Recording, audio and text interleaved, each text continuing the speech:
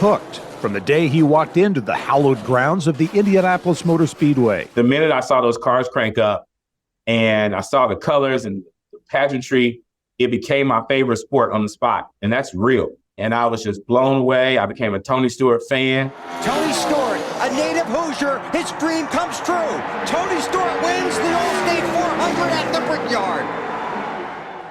That first visit to the track, Jimmie McMillian felt a little out of place. Not many African Americans in the crowd.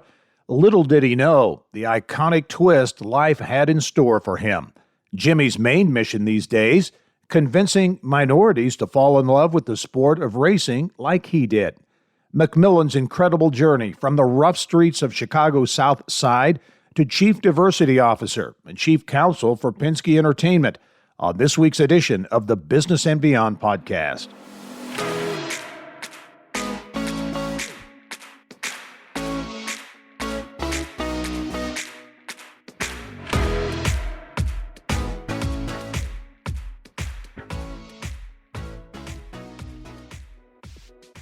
Hello and welcome to the Business and Beyond podcast presented by PNC.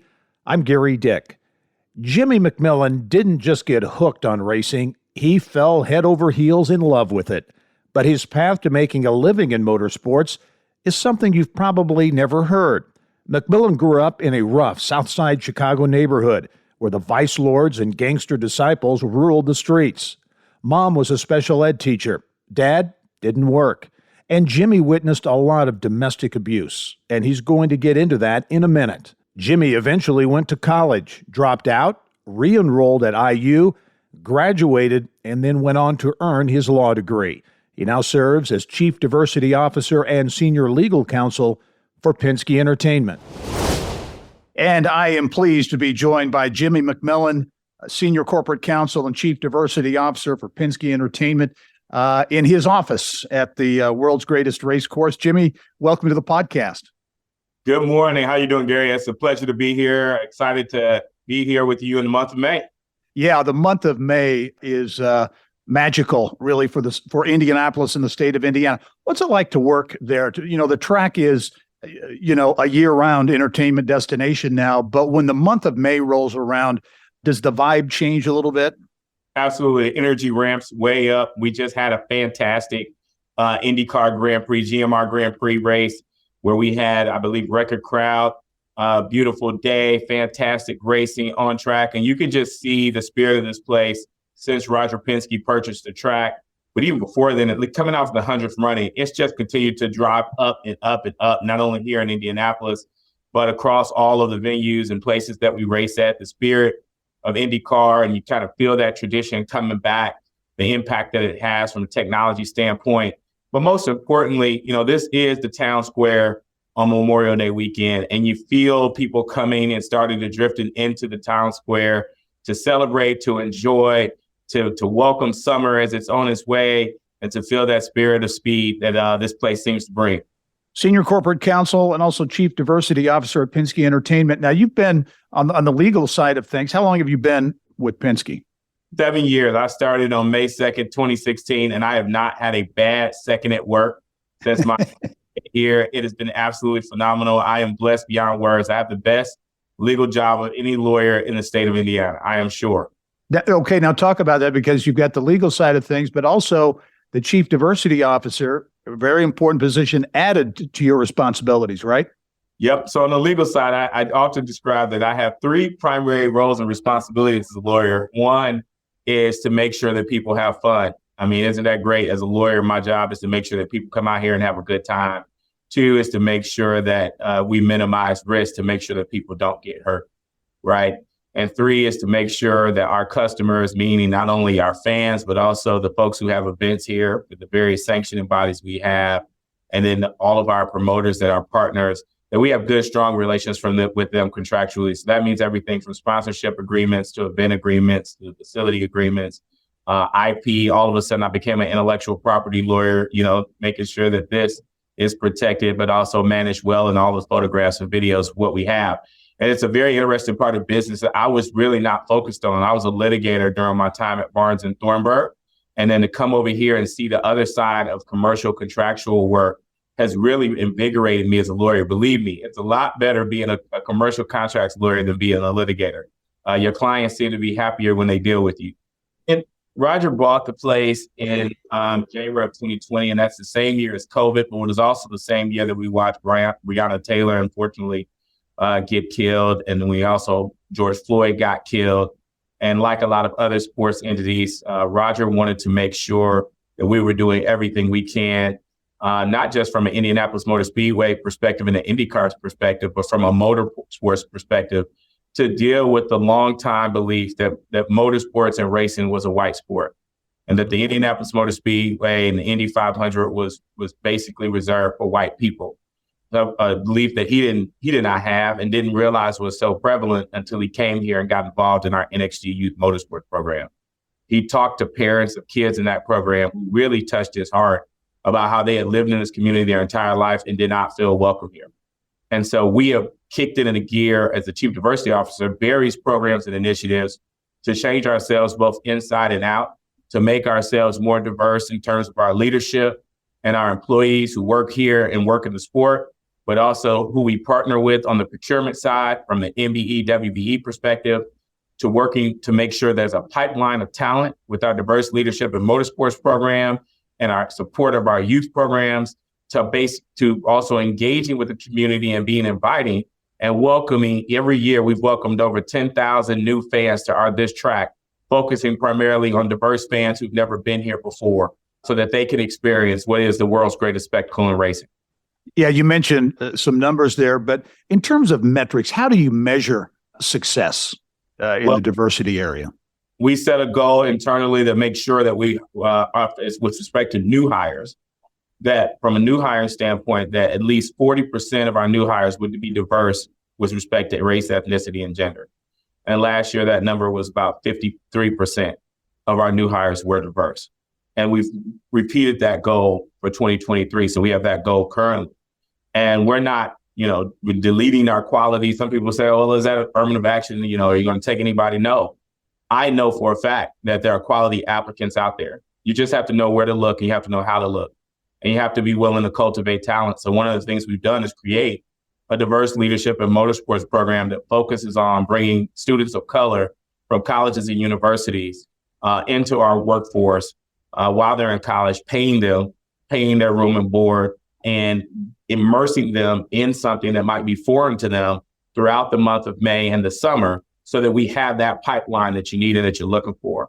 The second thing we did was we looked at our spend, our MBE spend, and we said, let's set a goal of spending $1.6 million on MBEs and WBEs, which was a drastic increase from where we were at. It ended up being $2.9 million that we spent in 2022. And we have a new goal that we've set this year that I believe we're almost ready to exceed, and that's only in the middle of the year. So we continue to raise that bar higher and higher. And we also pass those goals down to the people at that mid-level, the people who have the spend authority. Those goals are built into their corporate goals, which ties into their compensation, which ties into their bonus, which ties into their consideration. So there's not just that corporate high-level focus. The focus spreads throughout the organization with all of our goals. And then finally, we set a goal of inviting 10,000 fans, working with 100 organizations and inviting 10,000 fans to our events.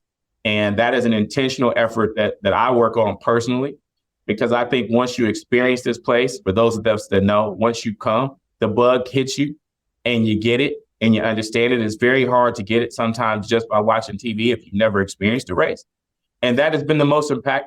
We're working with partners like Radio 1 and all of the stations and outreach they have with 100.9 and the Latino radio station, 96.3 hip hop radio station, 107 R&B radio station, the gospel radio station. So they're here on site, right down Pagoda Plaza, speaking directly to the community and saying, we want you here. And we've done a number of things to make that clear, including bilingual signage, making people feel welcome by speaking to them in their language, going out into the community. When we plan our community events, we're being more thoughtful about where that race car and that pace car shows up, where our drivers show up, letting them connect to the community. And then when you see something like our special, our CW, special on CW, the 100 Days to Indy, If you look at that, it's very intentional that they're focusing on the diversity of those drivers. They follow Paulo out to Mexico so that you can see his Mexican roots. We want people to be unashamedly authentic about the fact that we have one of the most diverse series in racing. And then finally, we started 2 race teams sponsored as Force Indy, which have Black drivers. Miles Rowe for this weekend, and it was leading the point series, but he'll be back. Miles Rowe is just an awesome individual with an incredible driver on the caliber of, could be the next Lewis Hamilton for sure. He's rising up through the ranks. And then we have Ernie Francis in our Indy Next, used to be Indy Lights, but now called Indy Next series, who races for Force Indy. That created a spot for drivers, but it's also the engineers who came to that program who started out with NXG Youth Motorsports. Gary, I can talk forever about it. I get so excited about the things that we're doing because they weren't being done before. Yeah. And these are the things that are going to create change, but they have to be done over time. You mentioned, and so many things you mentioned there, but in so many elements to what you're doing, among them, the NXG Youth Motorsports program. And that's about what I would consider kind of grassroots and getting young people engaged in science, technology, engineering, and math, racing, and getting that infusion started at a young age. How has that program gone? And do you think it's going to take a few years to really realize the fruits of that effort, or are you already seeing it? That program has done extremely well thanks to the efforts of a local businessman and former racer, Rod Reed. Coach Reed, as we call him, my mentor, started that program 17 years ago with his then partner at that time in racing. And they committed to creating a pathway for for children of color to experience racing and not experience the discrimination and racism that they face when they tried to get into the series. And they started this go-kart program. For those who don't know about it, the kids sign up for it and they get about an hour and a half of STEM education on different topics like tire pressure, finances, everything from the science of speed. They get about an hour and a half of real teaching experience. And then they learn how to race go-karts. They go 55 miles an hour for another 3.5 hours. And what we do is we use that combined with our resources at IMS and IndyCar to immerse these kids not only in the act of driving, but all of the different things that you can do in motorsports, including marketing, legal, HR, catering, hospitality. So really broaden their scope of here are the opportunities for you if you're interested in sports, and the kids love it. On the low end, you have parents who say, hey, I now trust that my kid will be able to drive a car, because we're talking about kids age 11 to 15. On the high end, we have kids who are really pathing their way through into actual motorsports jobs like the engineers that we have. And we actually got some drivers who are showing some talent and could get to that next level, particularly now that we have the Force Indy program. Program used to just exist here at the Indianapolis Motor Speedway and was very unknown. Roger buys it, helps us expand it. And then thanks to some sponsorship, we now have a program in Detroit. So we've got about 300 kids that we work with here and about 300 kids in Detroit. And we're hoping to grow more chapters in St. Louis and Nashville, other cities that we think we can have a real impact. A lot going on. I mean, Roger Penske's commitment to this it sounds like it's very real. It is extremely well. And a lot of these things would not be possible without his commitment. And it's something that's important. And it's just continuing to have an owner who really listens to what we're trying to do, understands the challenges that we're facing, and obviously has the financial resources to do things like start 2 race teams and then maintain them and continue to drive and pay and fund them. You mentioned a moment ago that people get hooked when they get to the Indianapolis Motor Speedway for the first time, and I think that's your experience, right? Do you remember that first trip and what that was like? Absolutely. A kid from the southside of Chicago working at a Firestone down in Bloomington, and the mechanics down there used to listen to the NASCAR race on Sundays and tease me about not knowing anything about Dale Jarrett and Dale Earnhardt. I didn't know anything about the draft and bump drafting. And they said, we're going to take you to the race. And I said, no, you're not. About that place. And I have no interest in risking my life there. And they told me, it's going to be fine. You're going to be great. You're going to love it. And I came, and that was my experience. Now, I always tell people, I was invited by guys who I really respected and who I knew loved me, despite the fact that, The fact that they were white meant nothing. They, from the day I started to the day I finished, invested in me and saw me as one of the guys. And they had a cultural experience that they wanted me to experience. And they brought me here to the track. They made me feel protected. I saw the Dixie flags, the Confederate flags. I saw shirts that said the South will rise again. I did feel like I was the only Black person on the face of the planet Earth in the facility, because there was about 300,000. This was back when Brickyard was going. But the minute I saw those cars crank up and I saw the colors and the pageantry, it became my favorite sport on the spot. And that's real. And Tony Stewart won that day, and I was just blown away. I became a Tony Stewart fan. NASCAR became my favorite sport. And little did I know that I would end up working here. I could have never dreamed that I would go from that place to now having the opportunity I have now. It's a dream come true. And I think about it every day when I'm with the NXT kids in NXG. We just brought this weekend, we brought about 50 to 60 kids from the Indiana Black Expo Performing Arts Program to walk through our IMS Productions facility. And they got a tour. And I'm just thinking to myself, I want every kid out there, particularly kids of color, to realize you can grow up and go to college, you can work hard, you can do the right things, and you can end up living your dreams. You can literally be excited every day to go to work. You could be thrilled. You could have a big office. You could make money and drive the IMS Tahoe. And, you can have this experience that sometimes I think people don't tell you that it's possible. It's my goal to make sure that every kid knows that that's possible and every parent knows that that's possible for their child. You talk about getting hooked in that first trip there. You also mentioned Confederate flags and those types of things. And does the feeling when you saw that and that experience, that piece of it, does it at all affect how you go about your business today and as a chief diversity officer, that first experience you had at the track? Yes, absolutely. And I feel the distinction. When I walked around Saturday, every race, we get more and more diverse. Every race, when you look at Paulo and the impact that he's having, and you see his Mexican fans that come out and surround his garage at the end of races. Every race, I see the difference from that day and what the sport was and what NASCAR was and what it is today. And the potential for growth for it to be a more mainstream sport and what that means for business in Indiana. If the Indianapolis Motor Speedway and the NTT IndyCar Series really wants to grow, it has to become more mainstream. It has to be more welcoming. It has to be more globally focused, and it has to understand that it cannot be viewed as something that is restricted and reserved for only a certain type of person. Every time we have a female driver in the field, you walk around and you see women and girls wearing that driver's merchandise, even if they have no clue who that woman is, because they can connect with that person. They have somebody out there that they can connect with and say, that's my person. And we've got to be thoughtful about that, not just in our drivers, but in our pit crews and our staffing, in the relationships we work with, so that everybody connects with this sport. Everybody comes to the city of Indianapolis. Everybody wants to spend money. And then when IndyCar goes to other places, people say Indianapolis is important because of that resource, and I want to be connected with it and be part of it and spend money with it. Well, when we return, we'll find out how a guy from a tough neighborhood on the south side of Chicago wound up as a key motorsports executive. There were lots of twists and turns along the way, and we'll explore that when the Business and Beyond podcast returns.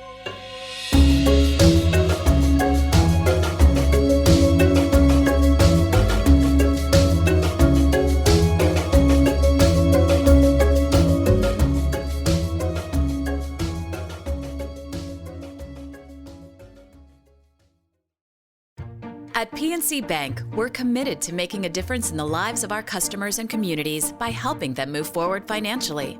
As a Main Street bank, we try to do right by our customers with every encounter.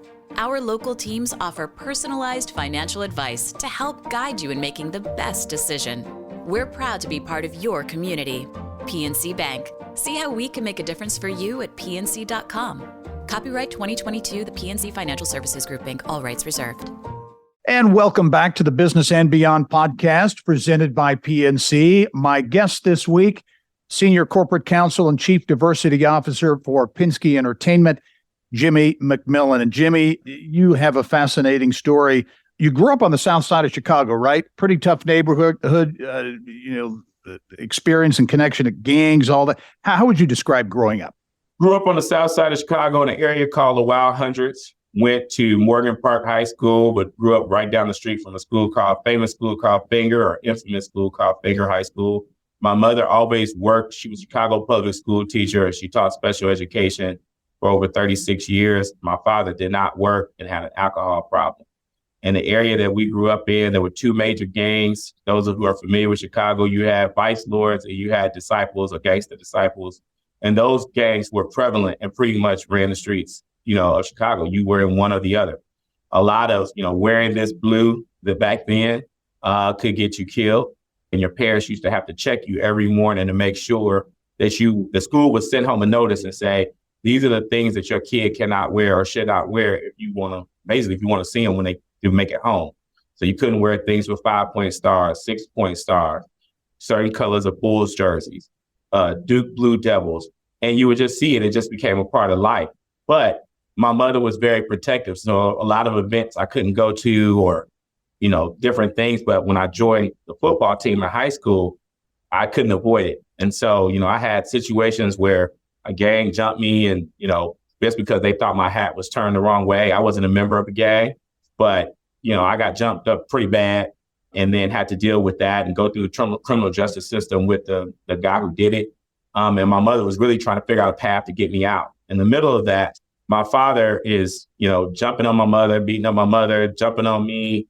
We were running. In the middle of the school year, we'd run to Mississippi with nothing but, our underwear on, trying to make it, through cars and old cars, trying to get there. And it was really chaotic.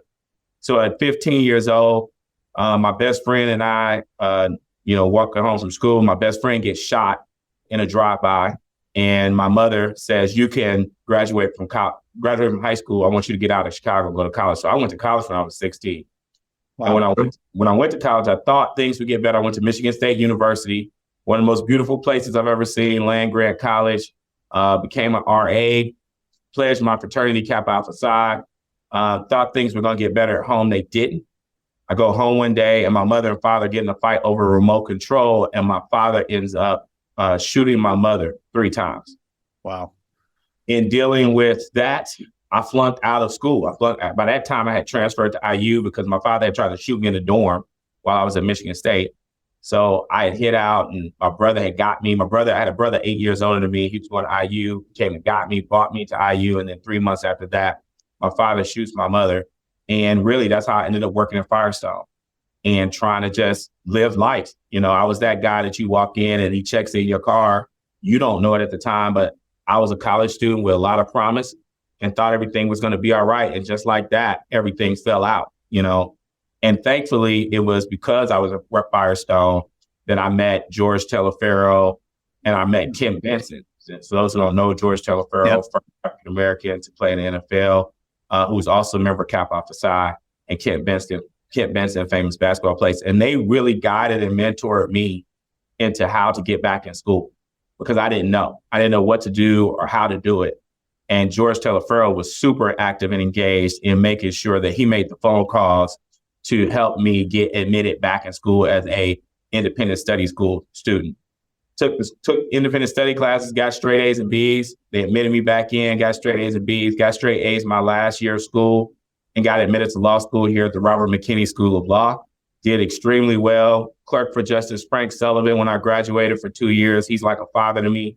And then went on to Barnes and Thornburg and worked for 12 years before coming here.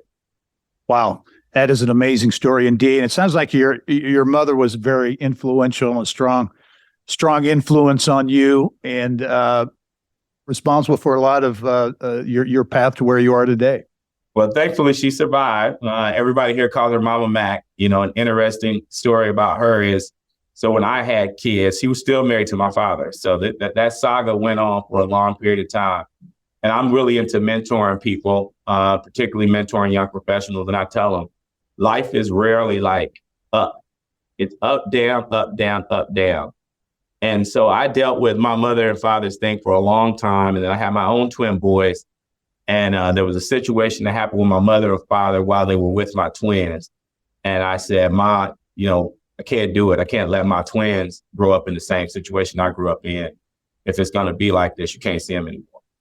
And my mother, about a week later, 2 weeks later, she came and bought a house in Indianapolis, 1 mile away from me, because she always worked and she always, did well. And she never went back and has not gone back. And my kids literally saved my mother's life. I never thought my mother would leave and not return, but that's what it took. And now they are 14 years old and they've had a wonderful time growing up with their grandmother. I've had a wonderful time having my mother here in Indianapolis, but she's a Hoosier now, a proud Hoosier who everybody knows. But it's funny how life goes, and you don't stop. You don't give up and you don't quit, because you never know what's in store. And that's just been the story of my life.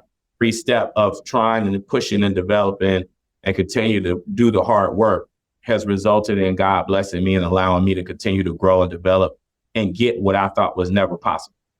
So, Jimmie, in a sense, as you say, your kids saved your mom's life, and your mother really saved your life. As you think back to your upbringing and how diligent she was with you growing up on the south side of Chicago. Absolutely, and I'm blessed to have her in my life, and I realize every day that I wish everyone had a Mama Mac in their life, but they don't.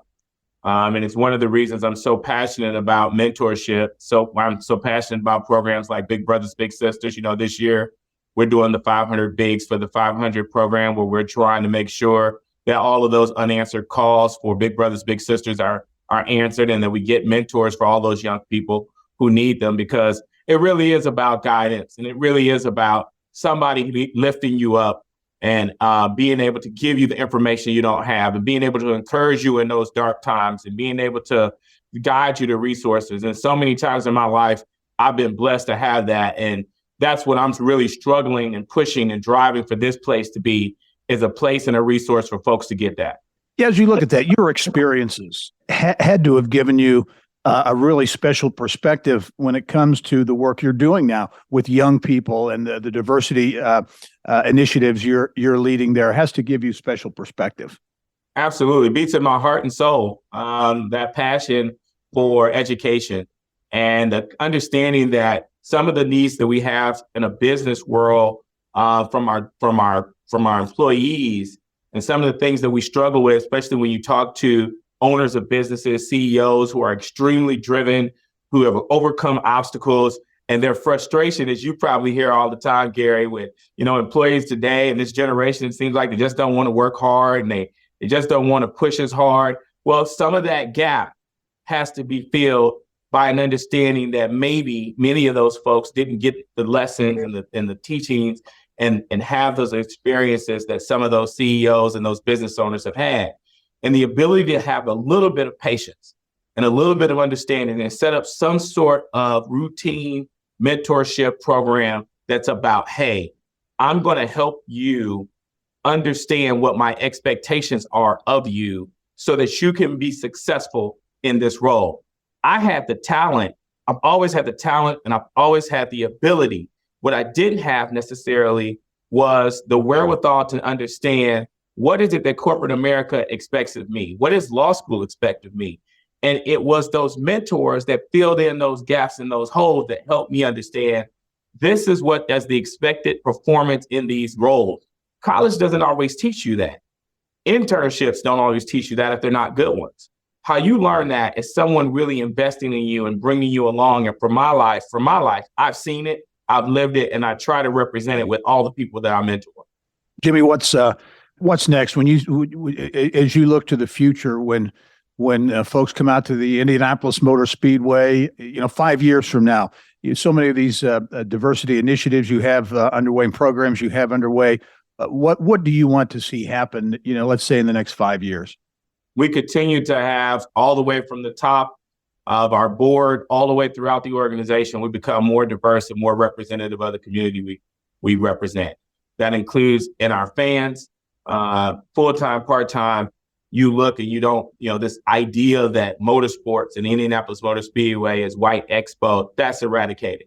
It becomes a place that's talked about in all households. It becomes a sport that's talked about in all households.